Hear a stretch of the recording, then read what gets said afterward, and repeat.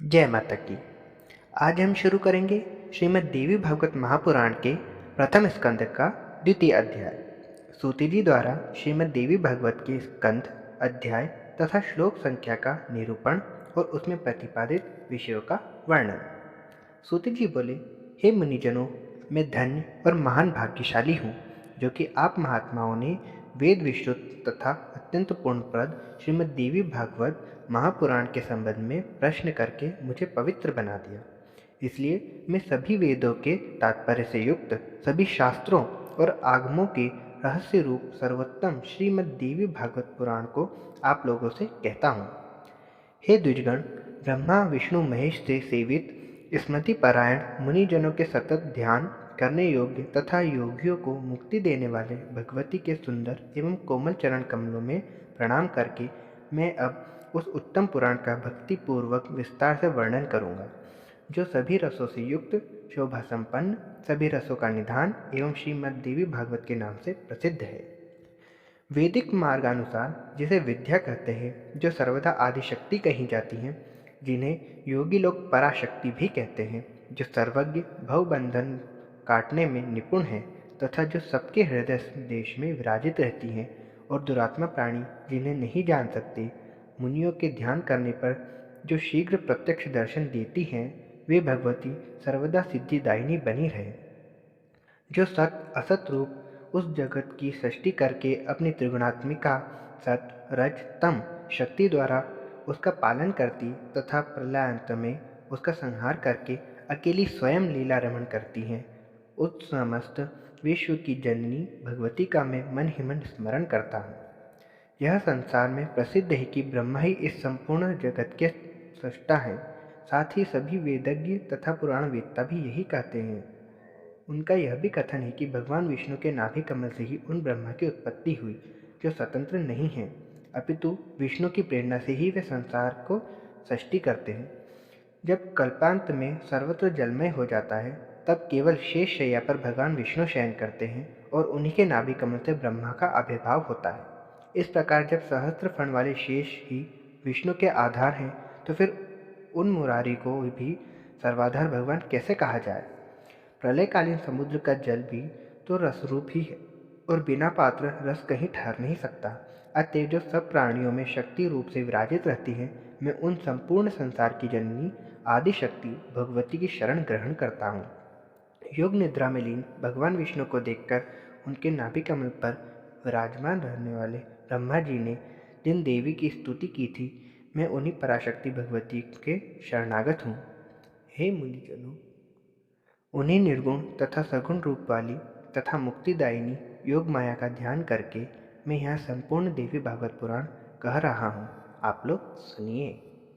श्रीमद् देवी भागवत नामक पुराण अत्यंत पवित्र एवं उत्तम है। इसमें 18,000 सुंदर श्लोक हैं। कृष्ण देवपायन द्वारा विरचित इस श्रीमद् देवी भागवत पुराण में कल्याणकारी 12 स्कंद तथा कुल 318 अध्याय बताए गए हैं।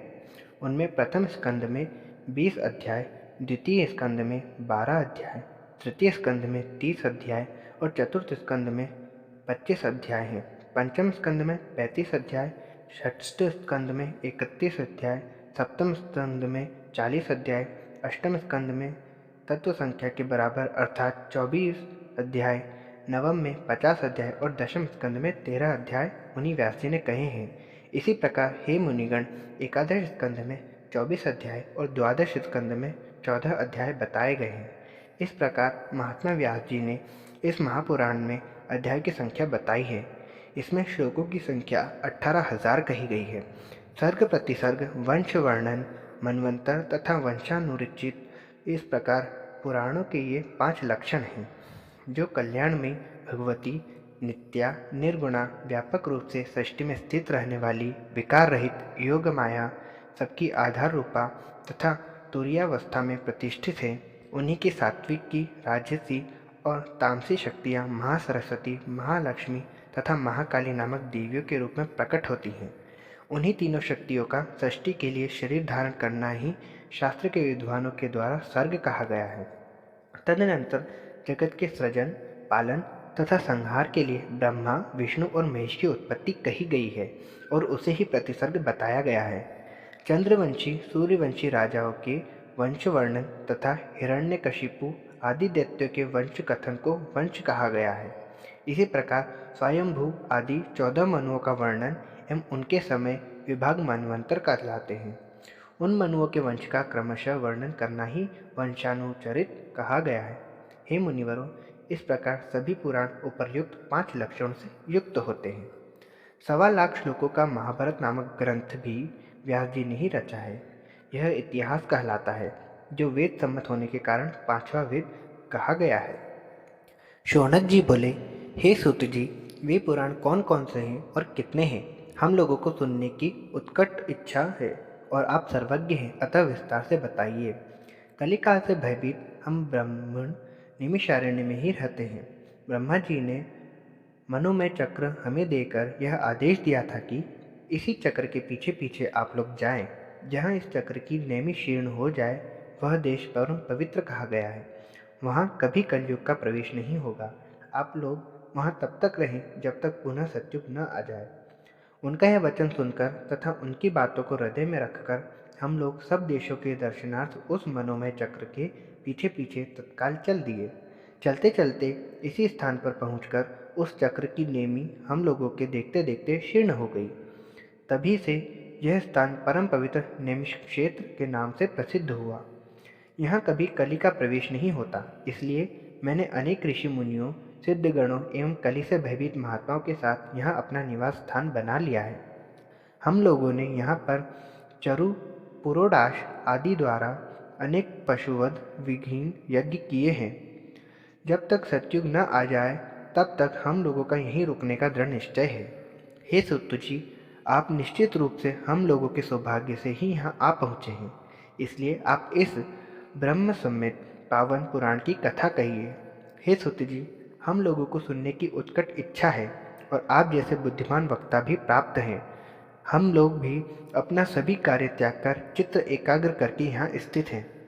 अतः हे सूत जी, आप चिरंजीव हो तथा तीनों प्रकार के तापों, दैहिक, दैविक एवं भौतिक से मुक्त रहकर अब हम लोगों को परम पवित्र तथा कल्याणकारी श्रीमद् देवी भागवत पुराण सुनाइए, जिसमें धर्म, अर्थ और काम का विधिवत वर्णन किया गया है। महर्षि व्यास ने भी बताया है कि इसके द्वारा ज्ञान प्राप्त करके पुनः उससे मुक्ति मिलती है। हे सूत जी, महर्षि वेदव्यास ने जिस पवित्र पुराण को कहा है उसके मनोहर तथा चरित्रों को सुनने से हमारी कभी तृप्ति नहीं होती है।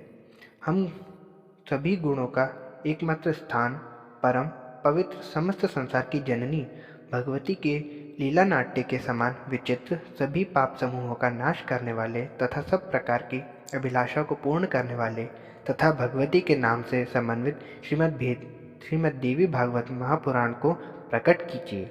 धन्यवाद। जय माता की।